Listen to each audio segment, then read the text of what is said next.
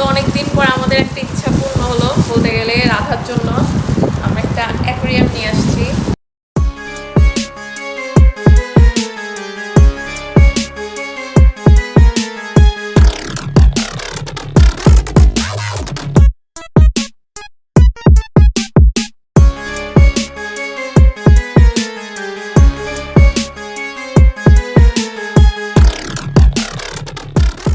মাছ কিনছি দুইটা একই প্রজাতির, যদিও একটু ক্যারেক্টারিস্টিক ডিফারেন্ট।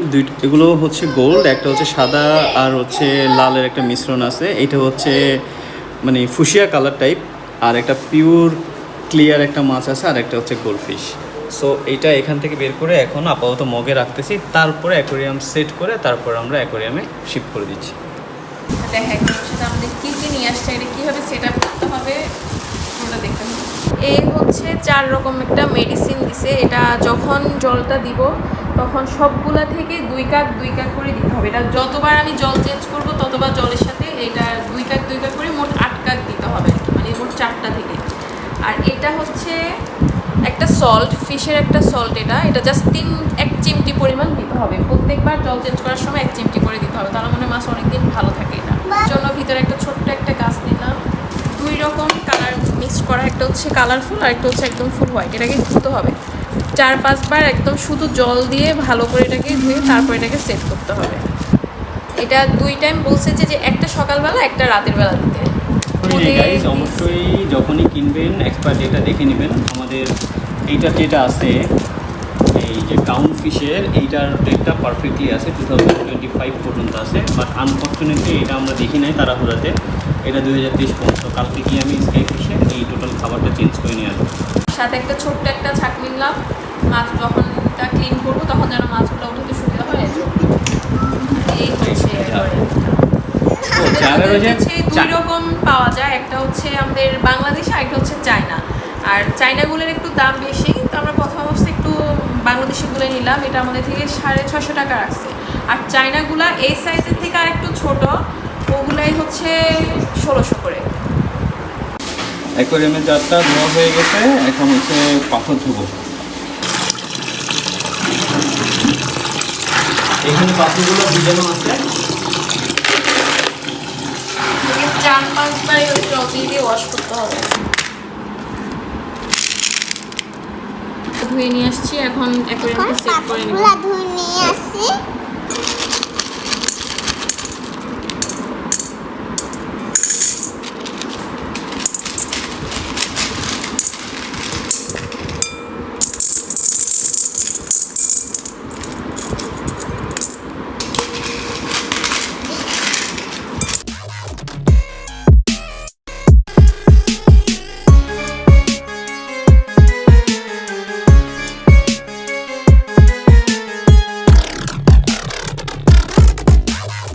হয়ে গেল আমাদের অ্যাকোয়ারিয়ামের বেসিক প্রিপারেশনটা।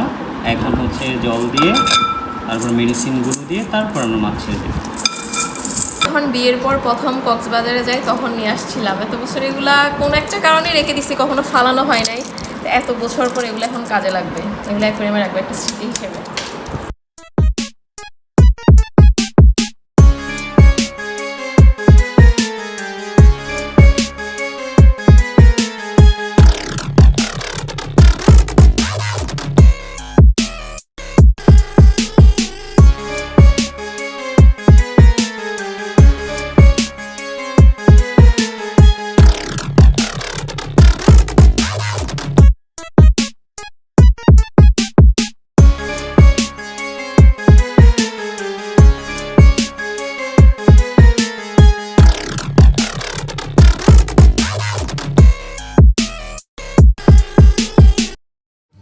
A few moments later. একটা উঠে গেছে। আমি মাছ ধরেছি। দাঁড়া আমি দিচ্ছি। চুবাও না নিচে। এই যে সবগুলা পড়ছে। হ্যাঁ 4টা। মাছগুলো কই?